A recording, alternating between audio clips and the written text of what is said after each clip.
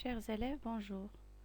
Aujourd'hui, on va essayer de corriger ensemble les exercices du discours direct et discours indirect.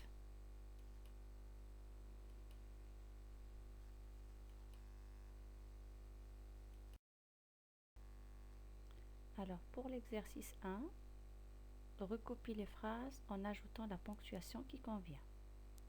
Le professeur répète toujours « Soyez tous attentifs aux explications ». Alors, je vais écrire « Le professeur répète toujours, », je le fais parler, j'ouvre les guillemets, « Soyez tous attentifs aux explications, », et je ferme les guillemets. C'est la ponctuation qui manque à cette phrase. Petit b, Hamza, tu dois m'envoyer ton rapport, dit le directeur.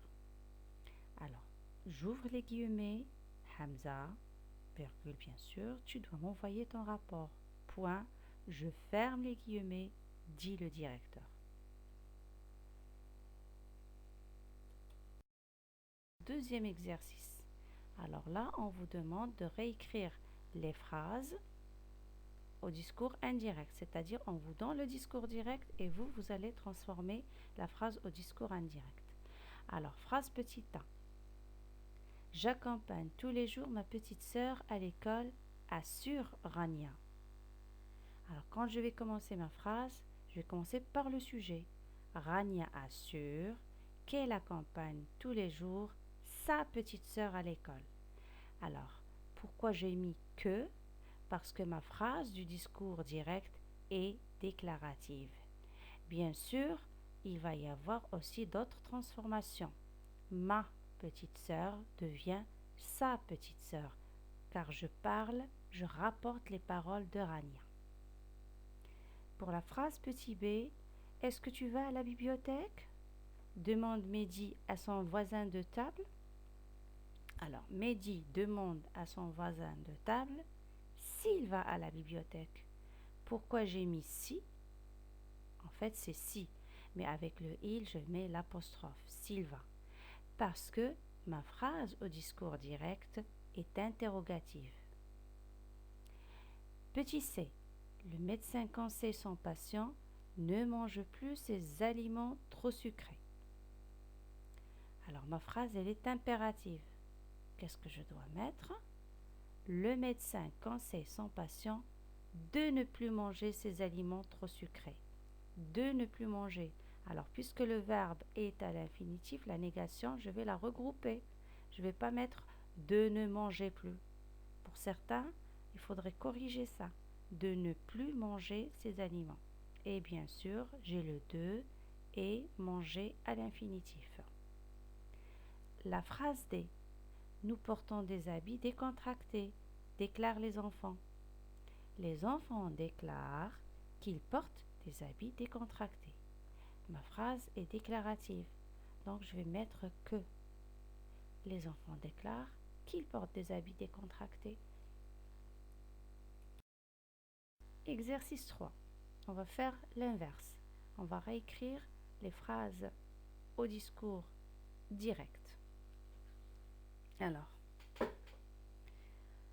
la phrase 1, elle se demande si elles voyageront pendant les prochaines vacances.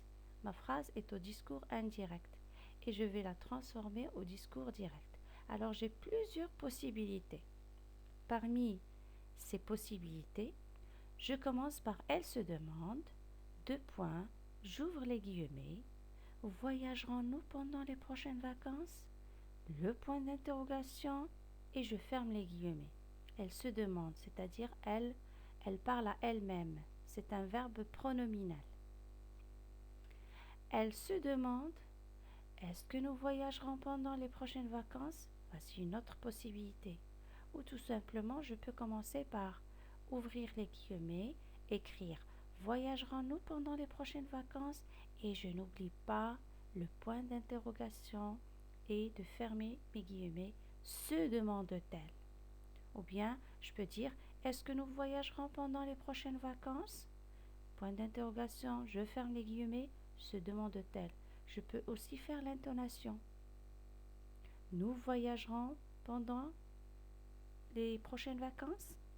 Se demande-t-elle.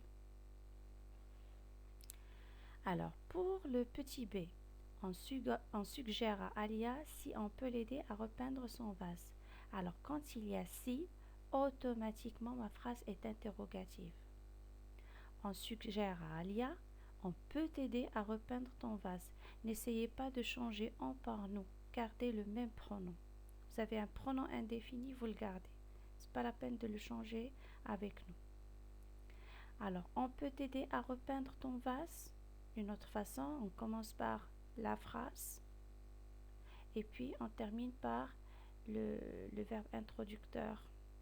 Suggère-t-on à Alia, est-ce qu'on peut t'aider à repeindre ton vase? Suggère-t-on à Alia, on suggère à Alia, est-ce qu'on peut t'aider à repeindre ton vase? Ou bien on peut faire l'inversion de sujet. On suggère à Alia, peut-on t'aider à repeindre ton vase? Ou bien peut-on t'aider à repeindre ton vase? Suggère-t-on à Alia? Alors là, j'ai employé les trois façons. L'intonation, la question avec est-ce que et l'inversion de sujet. Donc, une seule de ces réponses-là, ça suffirait. Et on passe à la suite de l'exercice 3. Alors, pour la suite de l'exercice numéro 3, nous avons une phrase qu'on doit analyser ensemble avant de décrire les réponses. Ahmed et sa sœur annoncent à leurs cousins qu'ils les inviteront à leur anniversaire. Alors, que dans la phrase m'indique bien que ma phrase va être... Très bien, elle va être déclarative. Ahmed et sa sœur annoncent à leurs cousins, je n'oublie pas que je suis dans le discours direct. 2 points, j'ouvre les guillemets. Nous vous inviterons à notre anniversaire. On les fait parler. Puis, je mets le point et je ferme les guillemets. J'ai une autre possibilité. Je commence par faire parler Ahmed et sa sœur. J'ouvre les guillemets. Nous vous inviterons à notre anniversaire. Point. Je referme les guillemets. Annonce Ahmed et sa sœur à leur cousin. Alors là, j'ai commencé par le verbe introducteur, puis le sujet et après le complément d'objet indirect. Alors pour la phrase D, la dernière phrase de l'exercice 3, maman nous ordonne toujours de ne pas reporter nos devoirs au lendemain. Alors de, la préposition et le verbe à l'infinitif. Ça veut dire quoi? J'analyse bien. Très bien. Ma phrase va être impérative. Excellent. Maman nous ordonne toujours, 2 points, j'ouvre les guillemets, ne reportez pas vos devoirs au lendemain. Et je n'oublie pas de conjuguer mon verbe. Ici à l'impératif, deuxième personne du pluriel, EZ et non pas ER. Pareil, je peux dire autrement, j'ouvre les guillemets, je fais parler maman, ne reportez pas vos devoirs au lendemain. Point, je ferme les guillemets, je commence par nous. Ici, c'est un complément d'objet indirect, ce n'est pas un sujet. Nous ordonne toujours maman. C'est maman le sujet. Très bien. Alors, ne reportez pas vos devoirs au lendemain, nous ordonne toujours maman. Alors voilà, mes chers élèves, je vous dis à la prochaine correction ou à la prochaine leçon. Au revoir. Portez-vous bien.